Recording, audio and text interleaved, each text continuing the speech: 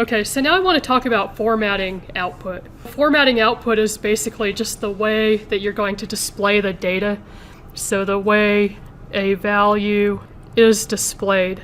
So we've already, like as I pointed out, we've already seen that it can be kind of like cout might display things in a way that we don't really want based on the type of numbers we have. Cout has a standard way of displaying output, but we want a way of changing that. Like we want a way to control the formatting. There's two ways that we might want to control the output. First of all, we might want to control how many digits show up. So let's say we have 720. Well, 720 could be written as 720, 720.0, 720.00000, 7.2 e to the plus 2, plus 720.0. So these are all, depending on how you look at it, they might be different numbers because the 720.000 has a lot more precision. But technically, these are different ways we can display 720.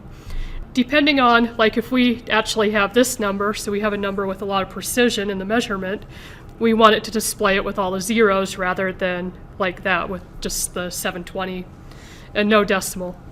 We might want our numbers to display in scientific notation, depending on how large they are or what we're doing. Or if we're dealing with money, we might want 720.00, because that money is normally displayed with 2 decimal digits. The other way that we might want to format data is, let's say that we're printing out, say, a spreadsheet or something like that. So we have 2897, 5, 837, and then we have 34, 7, 1623. So this is kind of annoying to display like this because really we want these numbers to line up. Like cout and do the 2897 and then do put some spaces in here and try and get these lined up, like try and line these up with our cout statement.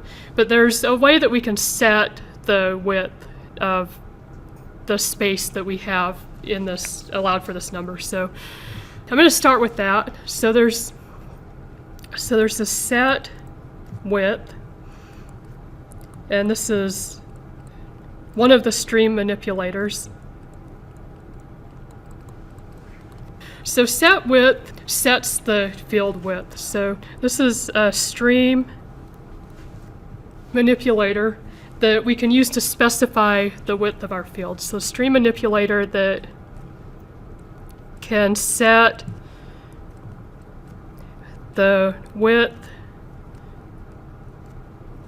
of our, well, I'm going to say the field width for the value immediately following it. So it can set the field width for the value immediately following it.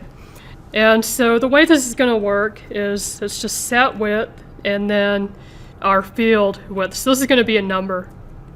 So I'll show you an example of how this works in a minute. Before I continue with this, first of all, this requires the IOmanip library. So if you're using set width, you'll need to have pound include IOmanip at the top of your program. The other thing is the set width can be used with any data types. So can be used with any data type. And so let's look at an example. Let's say that we have a value that's equal to 23. And it doesn't matter what data type this is. But let's say that we want it to be in a field that's only 5 characters. We can do cout. We have cout set width. And if we want this to be 5 characters, we put 5 in the set width. And then value. So this is the name of the variable. So what this is going to print out is this, and then it's going to have 5 spots for this value, and then it's going to put the 23 in. This is automatically right justified. So if you want this to be left justified, you can use the left command. So what you would do is cout left, and then your set width. So set width 5, and then value, and then end line. So I want to look at some example code with this because I think this is easiest to just see in code. So let's just go through this code and look at what it's doing. So it says this program displays 3 rows of numbers, and actually what I'm going to do first is just run this so you can see what it does, and then we'll look at the code. So I'm going to compile this and then run it. Okay, so see how this has 3 rows of numbers and they're lined up, right justified. So if we had have printed these numbers out without the set width, they would have been all crammed together and not lined up. So the set width is used often if you want to display data that looks kind of like a table or a spreadsheet. Okay, so we come over here, we have the pound include IOStream. We always need that if we're using cout or cin. And then we have the pound include IOManip because we're using the set width. So we need that for the set width.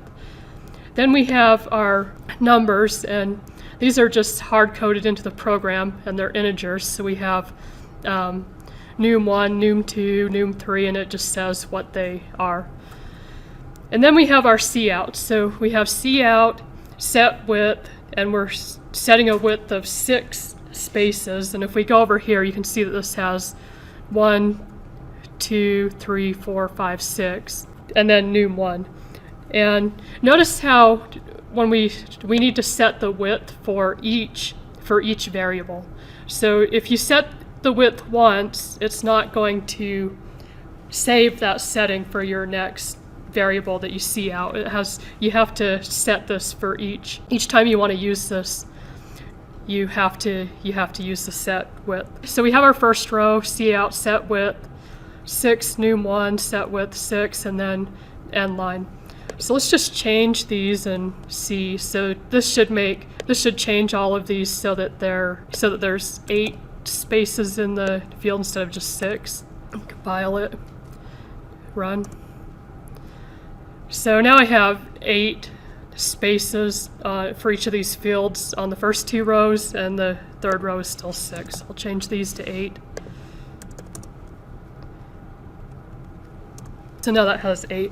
So sometimes you'll need to play around with this to get the setting right, but this is how you can set the width. Okay, so there's also the set precision manipulator. So what this does is it changes the number of significant figures displayed for floating point numbers. So this changes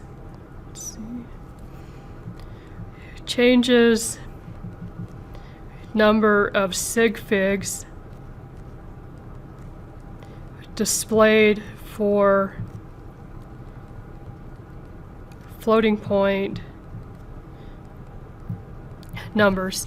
This is a little bit different from the set width because this remains in effect until we change it to a different value. So we only need to set the precision once for whatever we're printing out. So this remains in effect until it is changed to a different value. And this also requires IOManip. So if you use set width or set precision without the IOManip header file, you'll get a compilation error.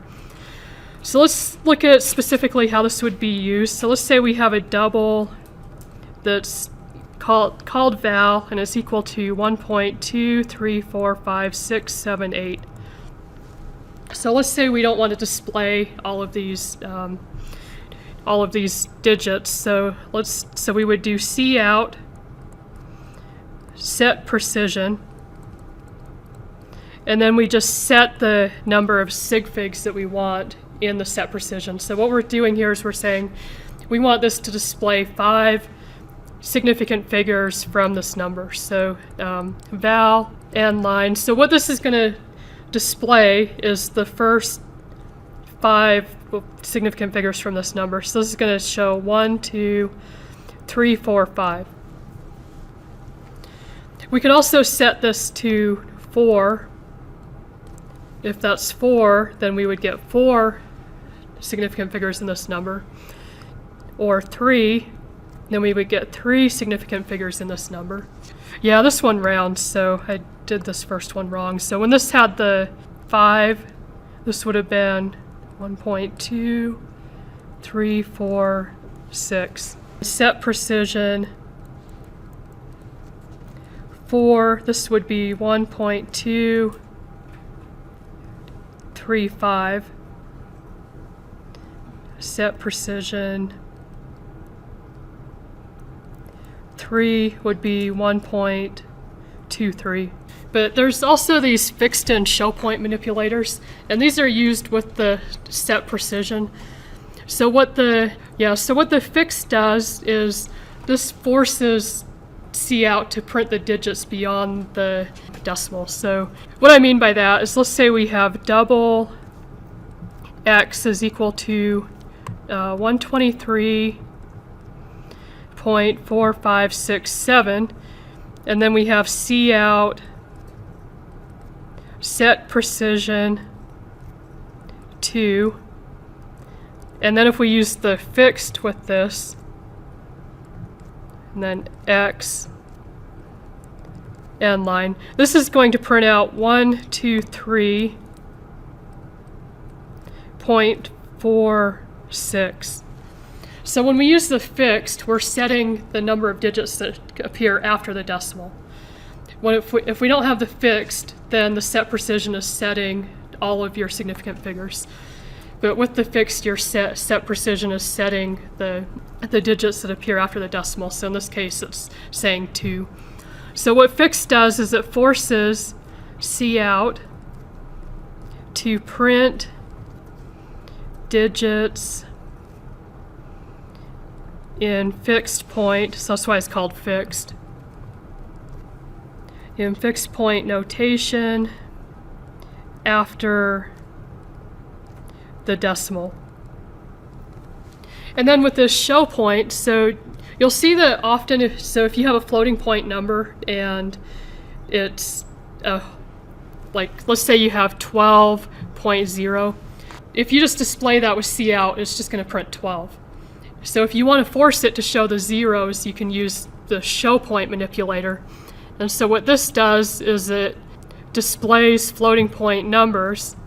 So displays floating point numbers with the, with the fractional part trailing zeros. So for example, let's say you have double x is equal to 123.4, and I guess I'll do that on the next line. And then double y is equal to 456.0. If we were to just print these out with Cout, like say we did Cout x and Cout y, that will display 123.4 and 456. So if we want this to display with the 0, we need to use the Shellpoint. So the way that works is we have Cout set precision, and let's just say set it to 6, and then Shellpoint x. And since we've already set the set precision and the Shellpoint, we don't need to do that again. It's going to save those settings for our next Cout statement. So Cout, and we can just do y end line. And this is going to display, I'll put an end line here too. This is going to display 123.400 and 456.000. And the reason why it's going to have the 2 zeros on this first number is because we set our precision to 6, and then we have the Shellpoint to force it to show trailing zeros. Okay, let's look at some code. All right, so this program, let's just read what it says. This program asks for sales amounts for 3 days. The total sales are calculated and displayed in a table. So let's just look at what this does first. Like, let's run it and see what it does, and then we'll look at the code.